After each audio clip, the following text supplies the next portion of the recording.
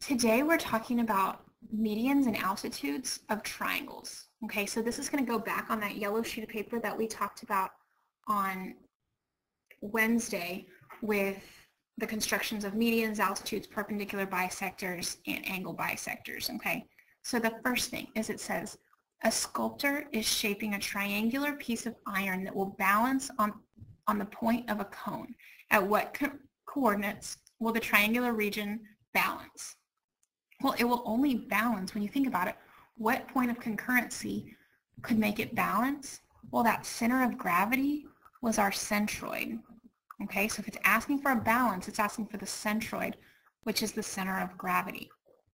If it's the center of gravity, or if it's the centroid, then you know we need to be finding medians. Remember, meteor, centroid, they're both kind of outer space. So the medians. So what will be the coordinates of the centroid, basically? So what I want to figure out is the first thing. The median goes through the midpoint and the vertex. Okay, so let's go ahead and find midpoints of these sides. Well, on the first one, I'm going to just use slope. Rise 1 over 1, 2, 3, 4. So now I'm going to go up half. Rise a half over 1, 2. There's the midpoint of the first side. On the second one, rise 1, 2, 3, 4, 5 over 2. So instead I'm going to rise 2.5 over 1. The third one, go negative 1, 2, 3, 4 over 2. So instead I'm going to go down 1, 2 over 1. Those are your midpoints, okay? Now we can go ahead and draw our lines, and I'm going to make this a little thinner. So if I were to draw this line from that vertex through this midpoint, from this vertex through the next midpoint, and through this vertex to the last midpoint. Now we can see that our centroid is right here at 8, 5. So our centroid, or the point of balance, would be at 8, 5. The key thing there is making sure you understand what it's asking for. Now, for example 2, well actually before we do example 2, we're going to talk about the centroid theorem, which is on the website. Make sure you understand the centroid theorem, which just states that the centroid is 2/3 of the distance from the vertex to the opposite side. So again, the centroid is 2/3 the distance from the centroid, from the vertex to the opposite side.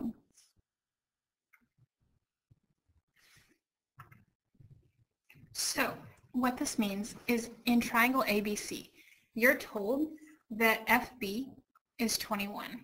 Well, if FB is 21, that means this whole thing is 21. The centroid is right there, okay? It then tells you that find the length of OB and AE. So if we want to find the length of OB, then the centroid is 2/3 of the distance from the vertex to the opposite side. So that means that OB is 2/3 of the whole thing. So 2/3 of 21. So basically 2/3 of the whole segment equals the distance from vertex to centroid. So again, if this part's 2/3 from the centroid to the side, is going to be 1/3, okay? So OB is going to be 2/3 of 21, which equals 14, okay? AE, well, if they told us that OE was 4, which now they did, so if we say, I'm going to go ahead and erase this. If OE is 4, this is the 1/3 side, this is 2/3 side, okay? So what you can say is OE equals 1/3 of the whole segment. Segment AE, which means that 4 equals 1/3 of AE. So if you multiply by 3 on both sides, to multiply by the reciprocal, 12 equals the length of AE. Okay? Basically, if this is 1/3 of it, then this times 3 equals the whole thing. AO is 2/3, so this would be 8, because it's twice what this one is, right? So AE would be 12, OB is 14, okay? From here, we're going to go ahead, and this one asks us to find the coordinates of the centroid of ABC given the vertices. Okay, well, our vertices, if A is at the origin, 0, 0, B is at 3, 0, and C is at 6, 4. So at 6, 4. I'm going to go ahead and draw my triangle and label the points. A, B, C. We want to find the centroid, which is telling us that we need to find medians. Okay, so a median, remember, goes to the vertex and the midpoint of the opposite side. So in order to find the coordinates of the centroid, the first thing we want to do is go ahead and draw in all of our lines. Well, the first one, from A to B is 3. So the midpoint of that is going to be at 1.5. Okay, it's also going to go through our vertex here at C.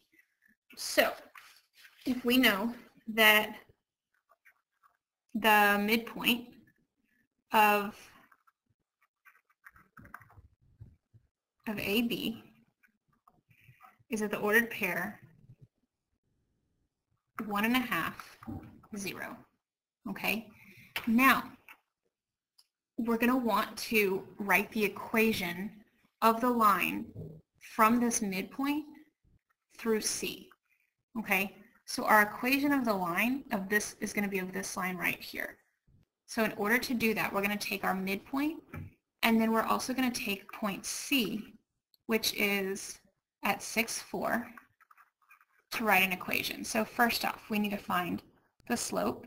So the slope of C to our midpoint is going to be, if this is x2, y2, x1, y1, we would say 4 minus 0 over 6 minus 1.5, which gives us 4 over 4.5, which simplifies to 8/9. Remember, we never have a decimal within a fraction. Now we're going to use our slope and one of our points and plug into point slope. Y minus y1 equals m times x minus x1. So from here I'm going to say y minus, well, my y1 was 0, equals my slope of 8/9 times x minus x1 is 1.5. I can distribute. Y minus 0 is just y equals 8/9 x minus 8/9 times 1.5 comes out to 4/3. So this right here is your equation of the median CM, the equation of this line right here. Now we need to go ahead and find our other medians. So the midpoint of AC, we can see if we rise 1, 2, 3, 4 over 1, 2, 3, 4, 5, 6, I'm now going to rise 2 over 3. Our median is right here. So I'm going to go ahead and call that one M2. Okay, now this one also has to go through the vertex, which will be B. So if I were to draw this line right here from the midpoint through the vertex B, we can see that that is a vertical line through line C. So the line is just x equals 3. Okay, now you can also go ahead and do your median of the last one. So from B to C, if we rise 1, 2, 3, 4 over 3, we're going to rise 2 over 1.5, and then draw the line between A and